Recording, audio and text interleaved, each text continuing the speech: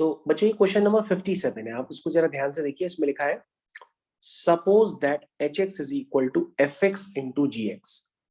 और बच्चों यहाँ पे ध्यान दीजिएगा, थोड़ा सा करेक्शन है, ये स्मॉल एफ एक्स नहीं है, ये कैपिटल एफ एक्स है। तो उसको कैपिटल एफ एक्स कर लीजिएगा, जो स्मॉल एफ टाइम्स जी एक्स है, मतलब इसको आप फॉग एक्स भी कह सकते हैं।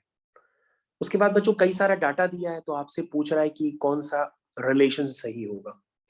तो बच्चों एक काम कर लो, सबसे पहले रिलेशन निकालने के लिए आपके पास जो एच एक्स का रिलेशन है उसे आप यूज करो। तो बच्चों एच एक्स का रिलेशन क्या है? Small F X into small G X. उसके आप एच डैश एक्स वाला अपीयर करो टर्म, तो एच डैश एक्स आपका चेन रूल से कुछ इस तरह से निकल आएगा। इसके बाद बच्चों आपके पास जो एफ एक्स है वो एफ ऑफ जी एक्स है। ध्यान से देखिएगा, ये आपका जो कैपिटल एफ एक्स है वो एफ ऑफ जी एक्स है। ठीक है, ये समझ में आ गया सबको? देखो ये गिवन था हमारे पास क्वेश्चन में पहले से ही कि जो कैपिटल एफ एक्स है वो small F of G X है, मतलब फॉग एक्स। क्या ये बात सबको समझ में आती है? और अगर समझ में आती है तो आप क्या करो बच्चों, इस रिलेशन में x की जगह 2 डाल दो, क्योंकि आपके पास g2 गिवन है। तो आपके पास कैपिटल F2 आ जाएगा, और कैपिटल F2 आ जाएगा स्मॉल f टाइम g2। और g2 की वैल्यू बच्चों आपके पास गिवन है, g2 की वैल्यू कितनी है 5, यानी कि capital F2 is equal to small f5, ये निकल करके आ जाएगा। समझ में आया? उसके बाद बच्चों ध्यान से देखो, फिर आप एफ डैश एक्स निकालोगे, क्योंकि कैपिटल एफ डैश एक्स आपको निकालना है, क्योंकि वहां पे आपको यूज भी करना है रिलेशंस में। तो कैपिटल एफ डैश एक्स क्या है?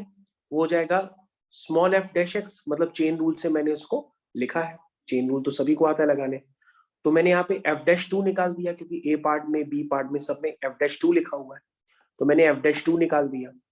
एफ डैश टू निकालने के बाद मेरे पास सारा डाटा लगभग यहाँ पर गिवन है। तो एफ डैश टू मेरे पास आ गया 4 टाइम्स। ध्यान से देखिए बच्चों, यहाँ पे सारी वैल्यूज मैंने पुट कर रहा हूँ। जो G2 की वैल्यू है 5 है, तो ये एफ डैश 5 हो जाएगा। और G डैश 2 आपके पास गिवन है, ठीक है, G डैश 2 आपका 4 है, तो एफ डैश 2 हो जाएगा 4 टाइम्स एफ डैश 5। समझ में आ गया? क्या सभी को समझ में आ गया होगा? अब बच्चों ध्यान से देखिए, एफ डैश 5 आपके पास गिवन है, क्वेश्चन में गिवन है वो जस्ट 11, तो आपके पास एफ डैश 2 आ गया। ठीक है, उसके बाद बच्चों अगर आपने ये सारी वैल्यूज इवेल्युएट कर ली है, तो उसके बाद क्वेश्चन फिनिश है।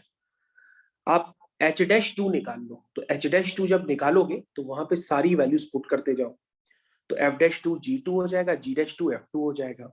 एफ डैश टू गिवन है, जी टू गिवन है, जी डैश टू गिवन है, एफ टू गिवन है। ये सारी वैल्यूज आपको पहले से ही पता है।